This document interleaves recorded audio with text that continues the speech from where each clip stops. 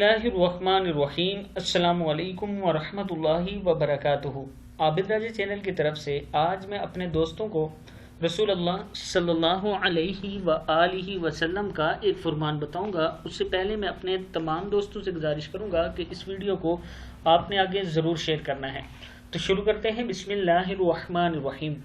सैयदा उम्मे सलमा रज़ी अल्लाह ताला अन्हा फरमाती हैं कि रसूल अल्लाह सल्लल्लाहु अलैहि व आलिहि वसल्लम ने फरमाया, जिस मुसलमान को कोई मुसीबत पहुँचे और वो ऐसे कलमात कहे जिनका अल्लाह ताला ने इसे हुक्म दिया है।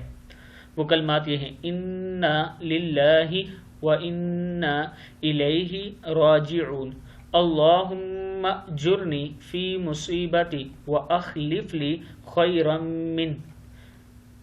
बिलाशुबा हम अल्लाह के लिए हैं और इसी की तरफ लौटने वाले हैं। ऐ अल्लाह, मुझे इस मुसीबत का सवाब दे और मुझे इससे अच्छा नेमल बदल दे।